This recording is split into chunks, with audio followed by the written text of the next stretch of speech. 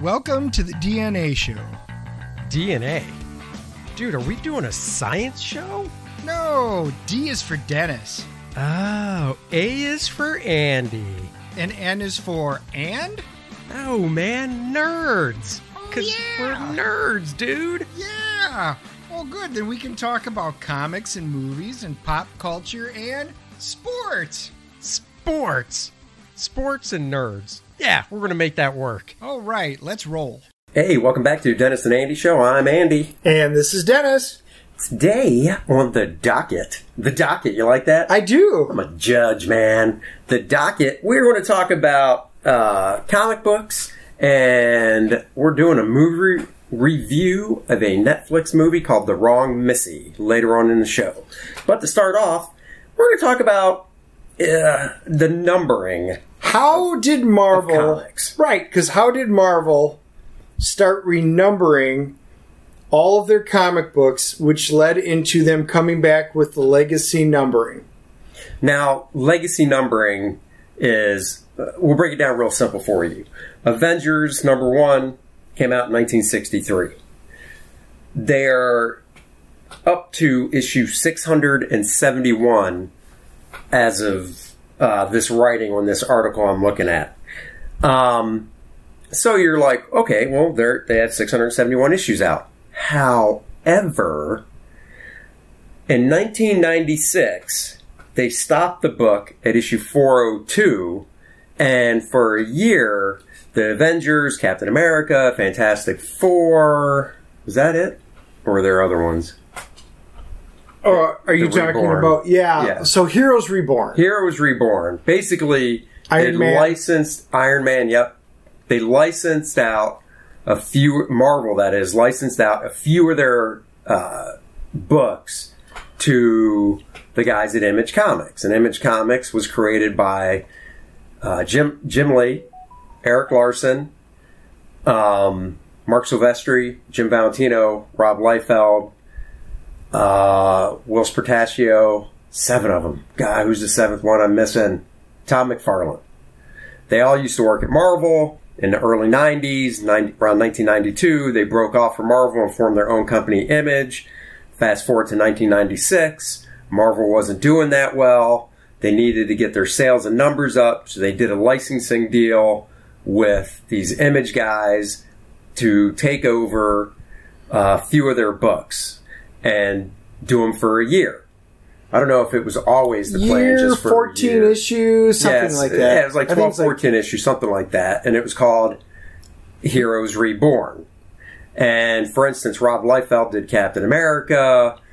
Will Spertaccio was the artist on Iron Man. Jim Lee worked on Fantastic Four. Avengers was Liefeld as well for a while, and a few other guys. But the point is, they stopped the book at issue 402. And when the Image guys... But they restarted them at #1. And they restarted, when these guys did it, at all the books at #1.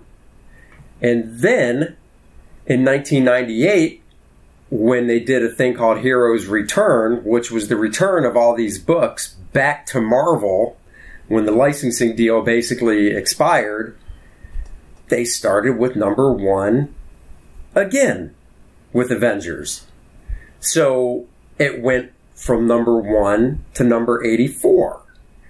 But then they realized, hey, wait a second, we're actually coming up on issue 500. If we never, ever, ever change the numbering, and we include the 13 issues of Avengers that Rob Liefeld's studio handled, wow, we'd be almost at issue 500. That's a landmark. See, it would be. We've got to go back to regular numbering. So the reboot Avengers in 1998 went from issue 1 to 84, and then from 84 to 500. So the question that the listeners are going, why are you talking about this? Why would this be important? And why would the comics just not continue? So what was interesting, when they started relaunching it, like Andy said, And it was like, and this goes back to like in 98. They had Joe Quesada and Jimmy Palmiotti. They drew their first cover for Daredevil #1, which was the Marvel Knights relaunch, which followed Daredevil like 380. Right. All right. Now, what they did was same thing. They kind of wanted it to be 381, and they knew it, so they worked a little tiny 381 into the signature. And that kind of set the practice that continued for a little while. All right?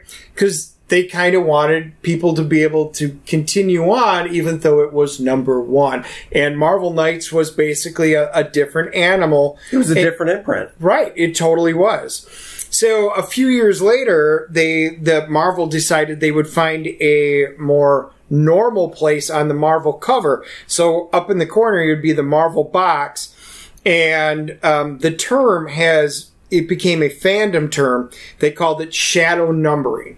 So, for example, Iron Man Volume 3, number 73, you would see a 73 up in there, but then you would see right next to it a shadow number, which is a little lighter, and it was 418 to show it was actually the 418th consecutive Iron Man book.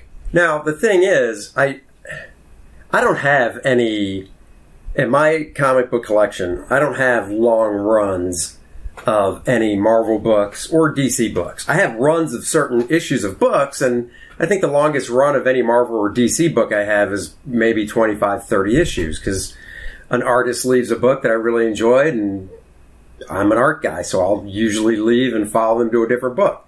The only book I have a unbroken run of is Savage Dragon, which is an Image book, and as of right now when we record this, issue 248 is the latest issue, and it's all been drawn and written by the same guy, Eric Larson, who created the book.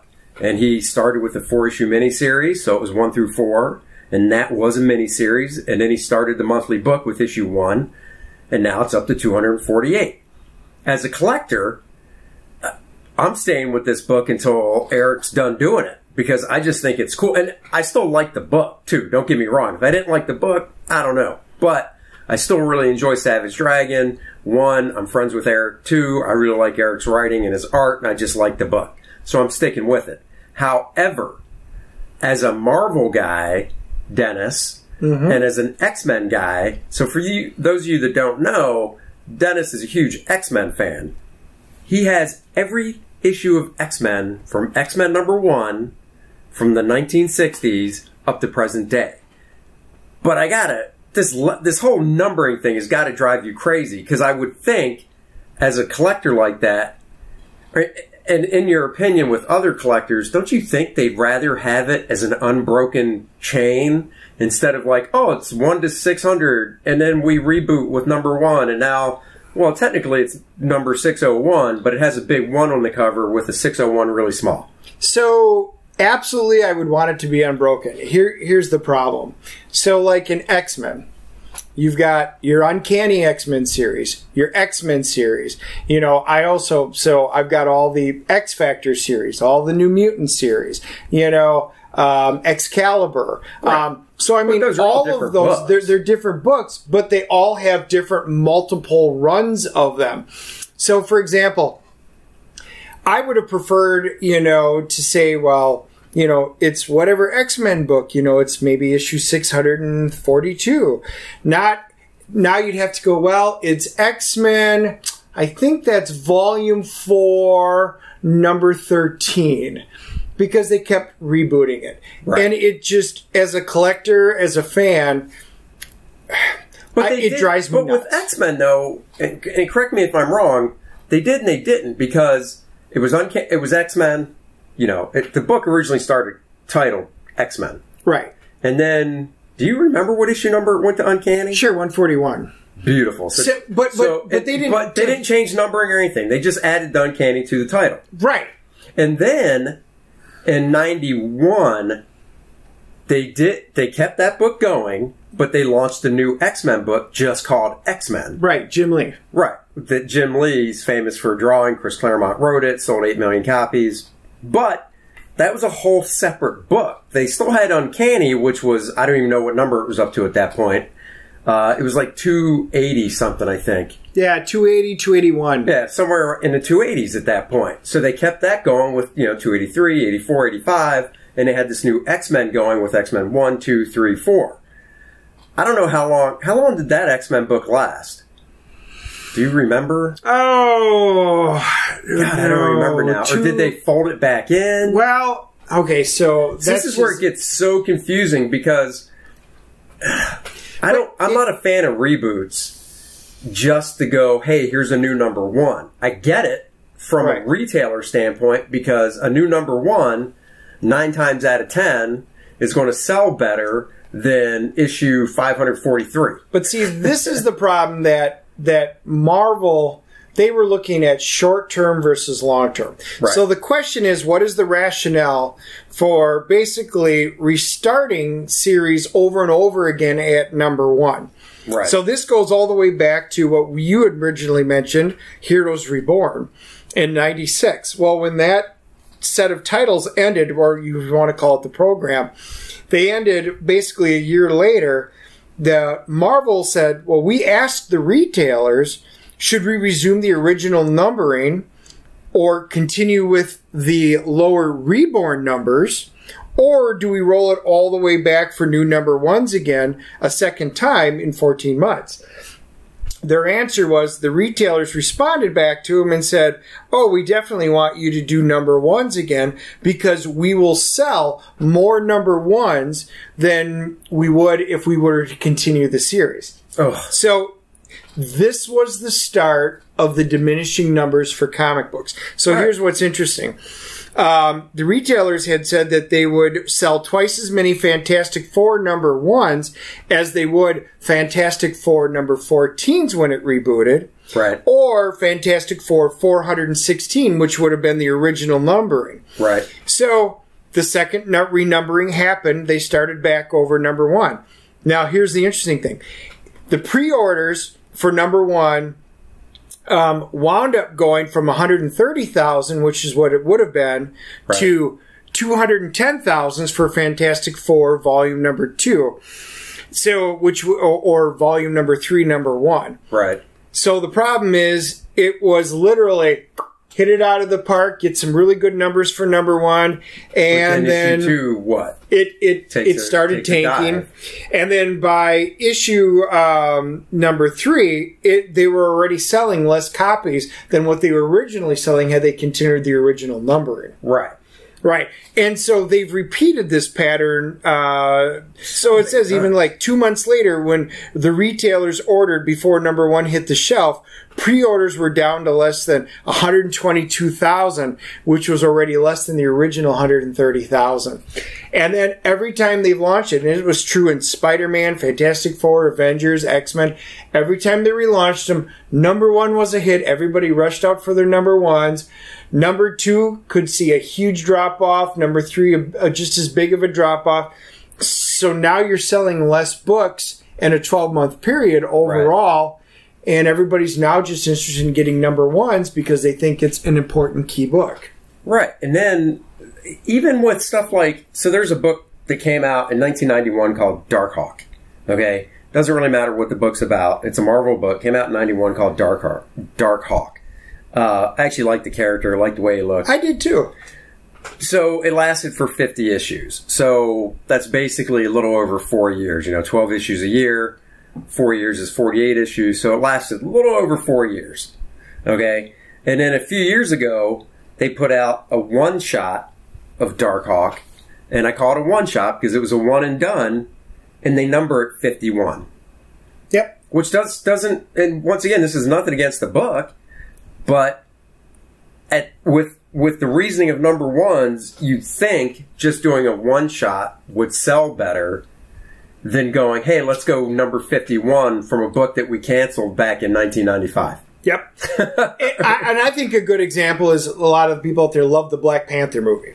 Oh, so yeah. if you take a look, so in 1977, they launched the original, their series, and it was a 1 through 15. Yep. 1977, it was really, really, really decent. They didn't launch another series of Black Panther until 98. Yep. And that one ran for 62 issues. So it was 1 through 62. Black Panther, technically Volume 2, 1 through 62. And I don't have a problem with that because, one, the time span. I mean, you're going from 77 to 98. So 21 years later, they relaunch it. And I don't have a problem with it being number one. It's 21 years later. Right. If they would have relaunched it in 1979, I might have just picked up the numbering because then you're only looking at like a 2-year hiatus.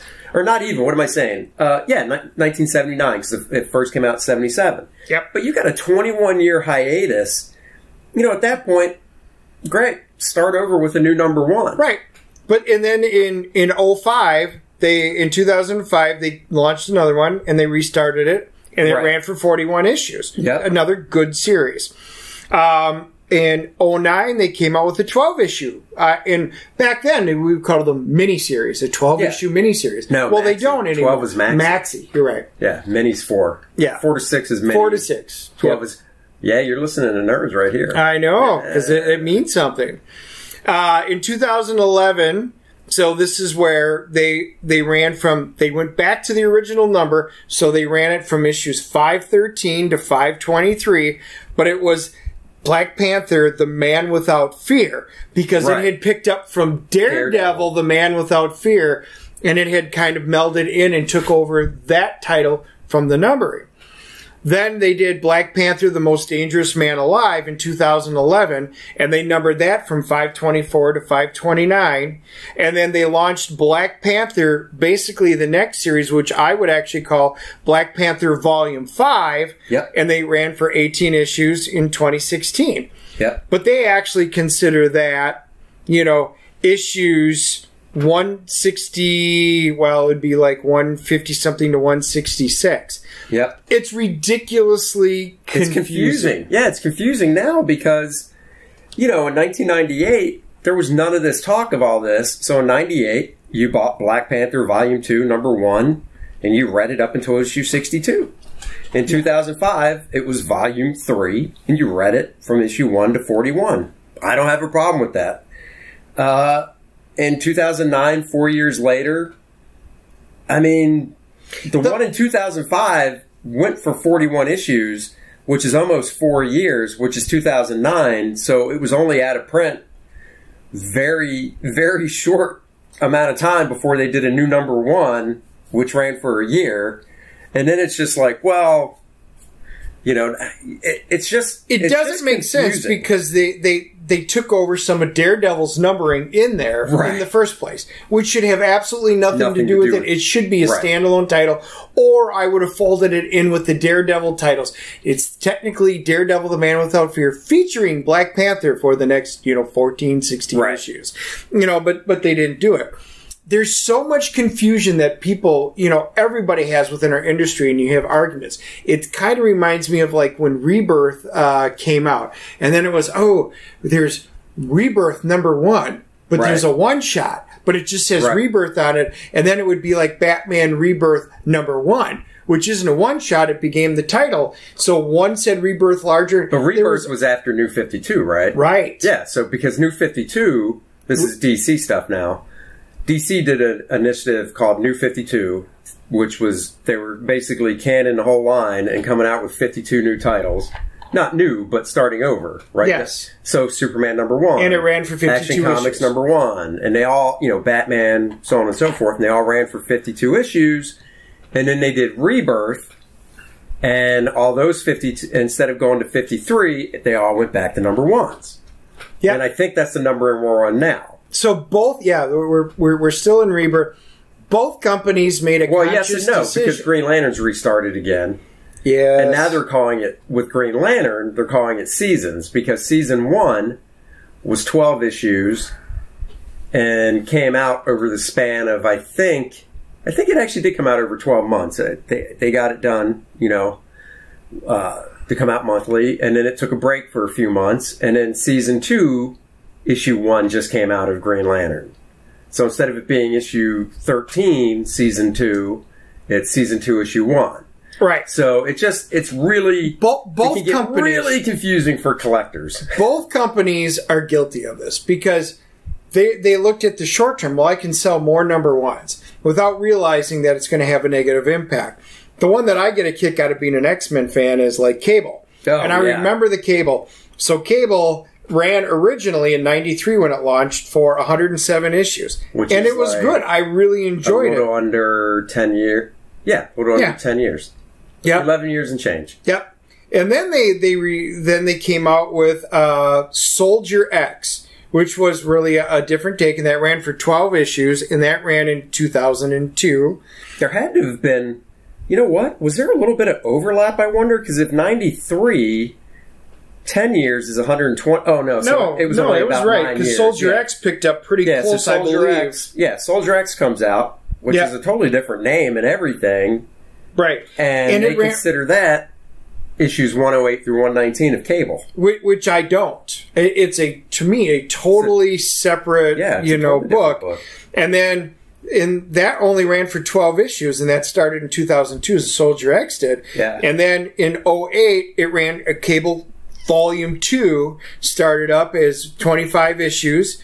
And then that ended. And then in 17, they ran again through 1 through 5. So they're claiming under Marvel Legacy it was, well, there's 100 Cable issue number 150's coming out. You got to pick up 150. I totally think that's garbage. It's crap. Well, it's either like, number one, such a big deal, number one. And then it's like they realize, oh, crap, we're getting up to number 150. That's a huge number. Because let's be real. If for some reason the storyline was about to wrap up and it was like, oh, it's wrapping up. Legacy numbering at 123, it'd be like, push it for 2 more. 125 is a better number, Right. End it on. And, it's... Well, look at DC did it, because when Action Comics was going to come up to their big milestone, big 1,000, they kicked the numbering back to the legacy, their legacy numbering. Yeah, well, probably in the 960s, 970s. It was in the 900s, when they kicked it back. Yep. Same with Detective 1000. Right.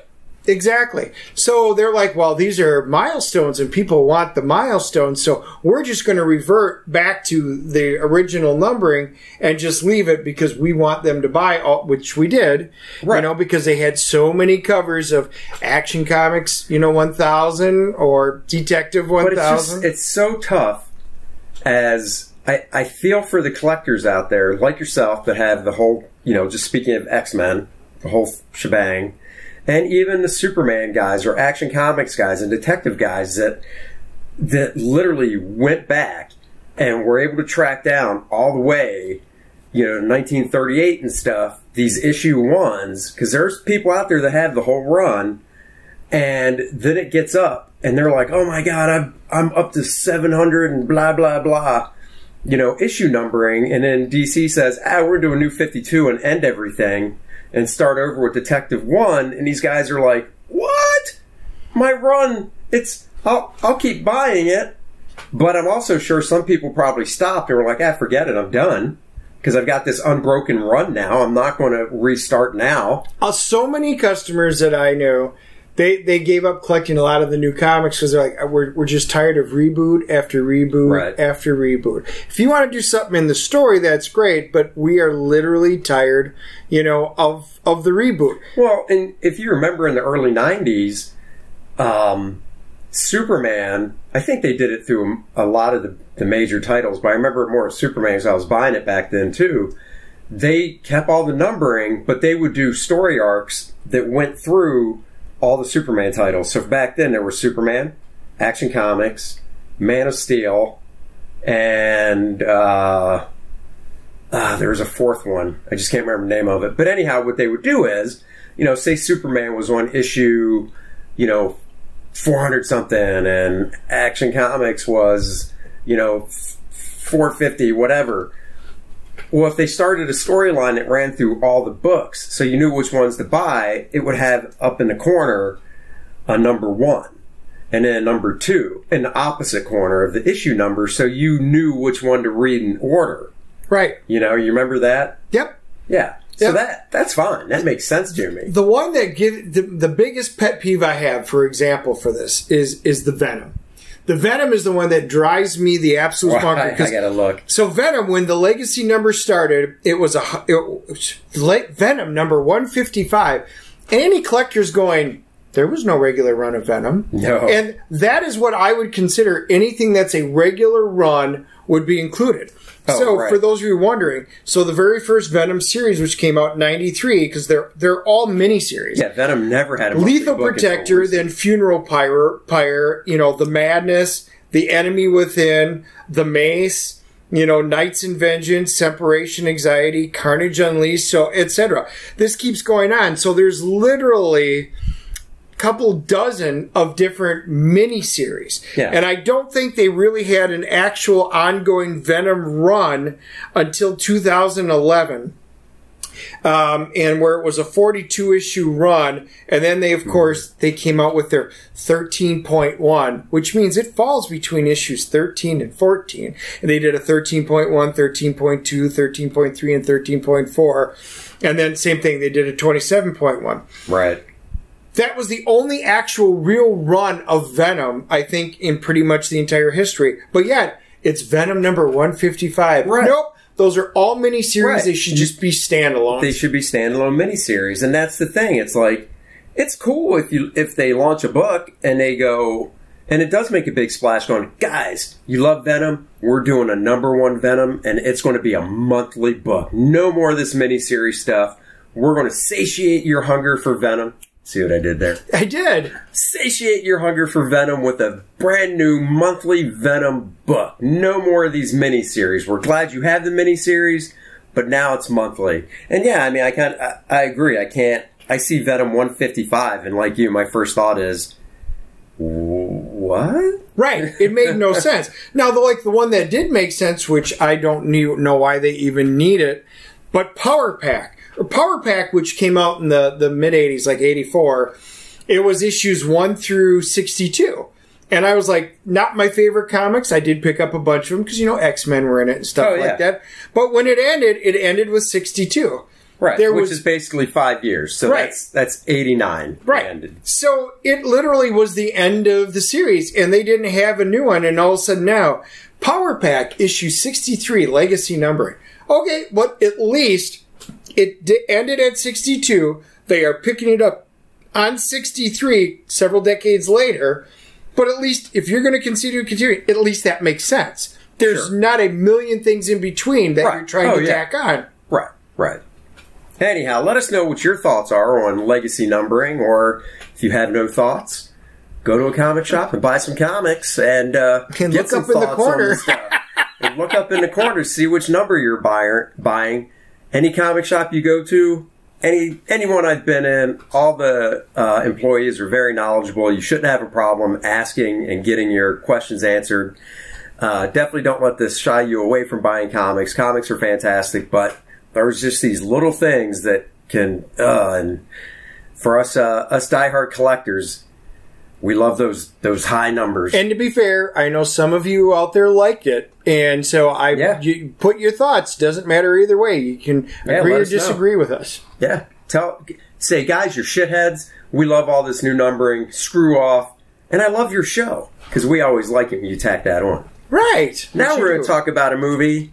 We're going to do a movie review of a Netflix movie called The Wrong Missy, starring David Spade. Produced by Adam Sandler's company, Happy Madison. Yeah, it's Happy Madison. Happy Madison. Adam's not in it. It's David Spade who is in it. Another great comedian plays his best friend, Nick Swartzen. The love interest is Lauren Lapkus, who is very funny. Dennis and I disagree on this one. Big time. Dennis, once again, is wrong. I don't understand how you can watch a funny-ass movie and be like, blah. All right, so I'm going to preface this. So we didn't watch it together or at the same time. Nope. Dennis watched it, and instead of getting a text saying, oh my God, you've got to watch this, it's hysterical, he sent a text going, have you watched it? I said no, and he's like, ugh. Yeah. So here's the thing. I'm a huge David Spade fan. Me too. So I'm going to... This is a comedy. Not a superhero comedy. Nope. But a comedy. Yeah. All right? David Spade is right up there. Tommy Boy's one of my favorite comedy movies of all time. Oh, yeah.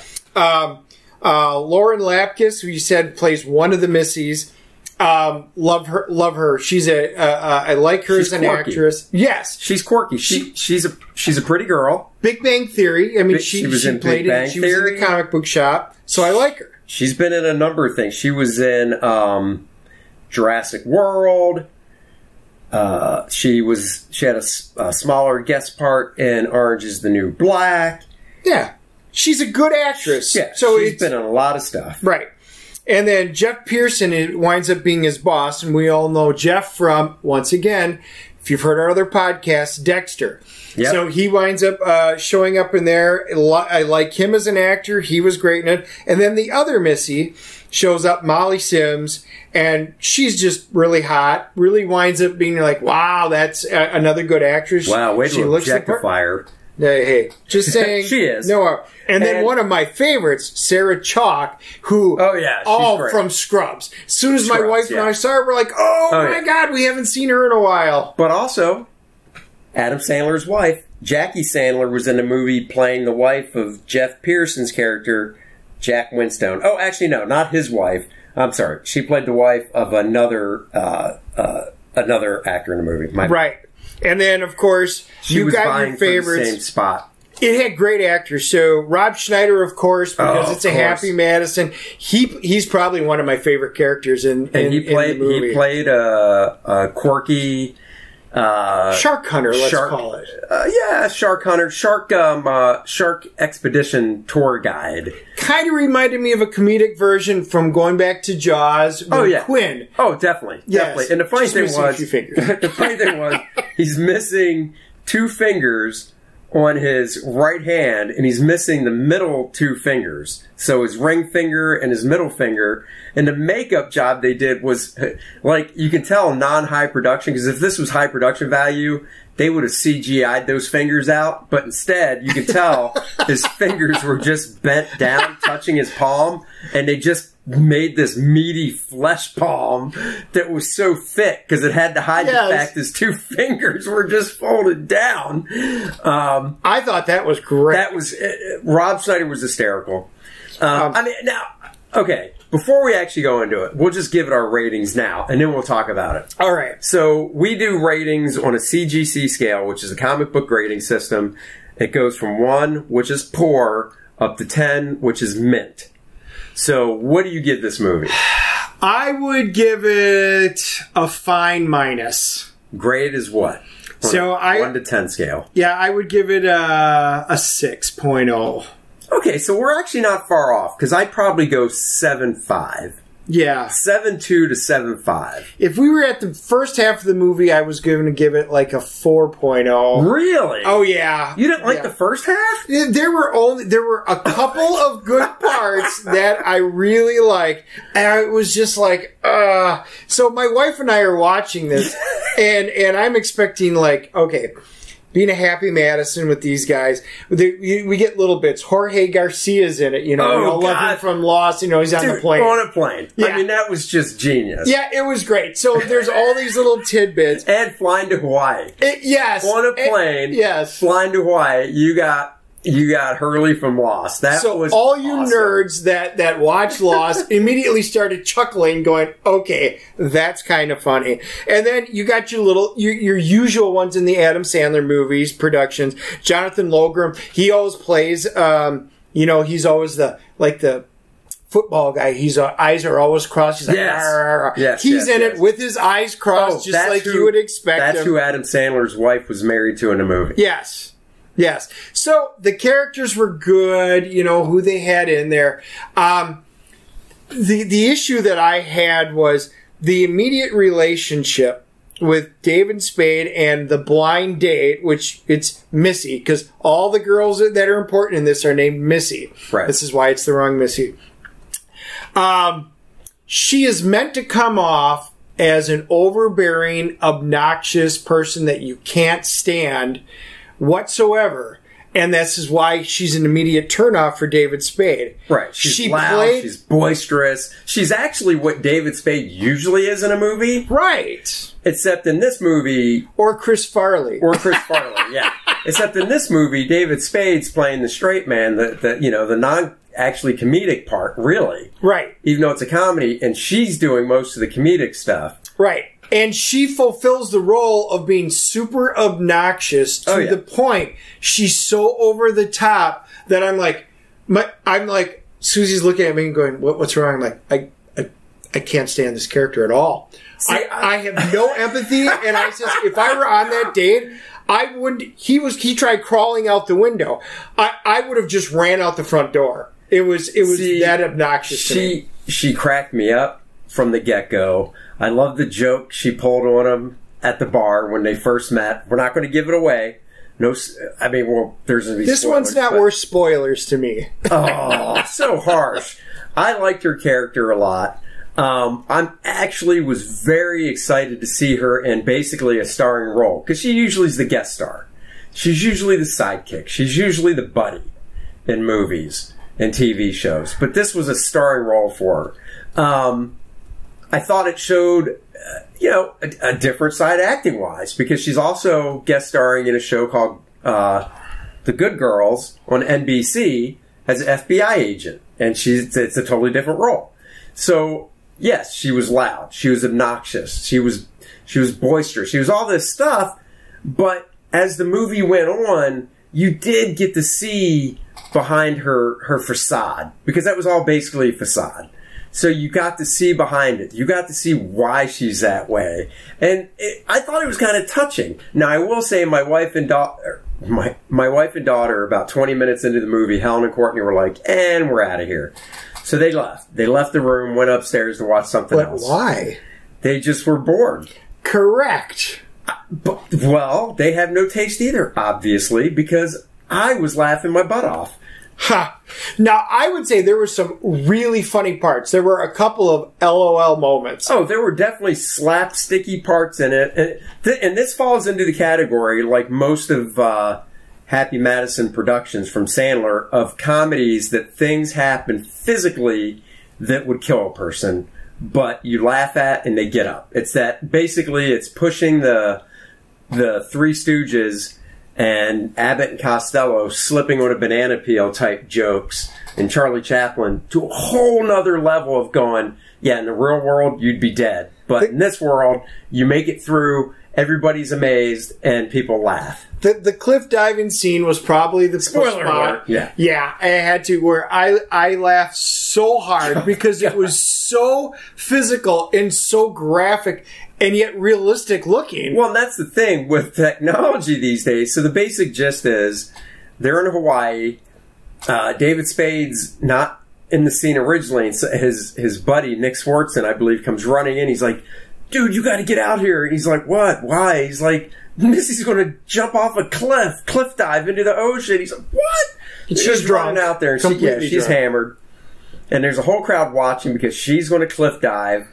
And he tries to talk her out of it, and he turns his back, and that's when she runs and just jumps off the cliff. But slips and falls. And slips and falls instead of jumping. So she falls, and on the way down, she bounces off of a rock. It's definitely, anybody who's seen The Simpsons, when he did the cliff jumping, don't. Yeah. It is literally a reenactment of The Simpsons, but in real life. She hits a tree, then she hits the ground, and she'd be dead in real life. But it's hysterical. And she survives and then still makes the comment as the wave rushes up and crashes into her. Sweeps her out to the water. It was physically great humor. I thought, like I said, I thought the movie had heart. I'm not going to give away the ending. The other woman that he meant to go meet him in Hawaii, the other Missy actually shows up. There's conflict. There's, he's vying for promotion at his job. David Spade is, and he's competing against Adam Sandler's wife's character, Jess. I don't know. I thought it was really good. I was scared going into it because Dennis and I usually have the same taste in movies. And when he texted me that, because I told him about it, originally, and I thought for sure I'd see it before him, and then I get a text out of the blue saying he watched it, and when he said he didn't like it. Well, and this was my wife. It was her turn to pick a movie, and then out of the blue, because I've never mentioned her, she goes, "Oh, David Spade, Wrong Missy. Do you want to watch it?" I'm like, "Yep, absolutely. I'm really happy you picked this movie." Until we watched it. He watched it. I get the text. It's like letting air out of a balloon. And then I'm scrolling through Facebook, and the balloon gets lit right back up because I see a couple people I know say they saw it and thought it was fantastic. And that's all it took. I watched it. It was going to be a movie night for the family and I. And like I said, 20 minutes in, my kid was bored. My wife was like, "This is stupid." And they both got up and left. But I continued, and I thought it was thoroughly enjoyable. My wife looked at me and said, "What a waste of my time." Oh, my God. I can't believe she says that about you, Dennis. Well, You've been married 26 years. Come on, now she says that? Well, technically 27 now. Oh. So, Dennis gives it a 6. I go 7.2 to 7.5. But I decided, since you were asking about it, I decided to look up Rotten Tomatoes, which I don't do very often. What do they do? So let's find out who is right. The audience liked it more than the critics. Well, that's fine with me, though. Right. The critics, So the audience gave it a 52%. No! Yep, which means that they even rated it lower than I did. What did the critics give it? A 37. Nah, I don't care about critics. Yeah, I know you don't. But the audience is usually the number that I kind of go by. And, yeah. Needless to say, David, that wasn't one of your best movies. Oh, all right. Well, I'll go back and watch Black Sheep if I'm looking for a not quite as good as Tommy Boy movie. I'll go back and watch Joe Dirt. Oh, okay, come on, Mullet Man. That is a great movie. All right, guys, that's it for this week. Next week, our movie review. We haven't decided yet, but there's two options. You'll have to tune in to see which one. It's either going to be Sleepless, starring Jamie Foxx. It's a nice action movie from a few years back, or Uncut Gems, starring Adam Sandler in a very dramatic turn. So one of those is going to be next week. All right. We will catch you all next week. Bye. Until next week, grab your 3D glasses. Get your favorite comic books, roll them up, and put them in your back pocket the way you should treat comics. Throw your pigskin up on the mantle. This is Dennis. This is Andy. Later, friends.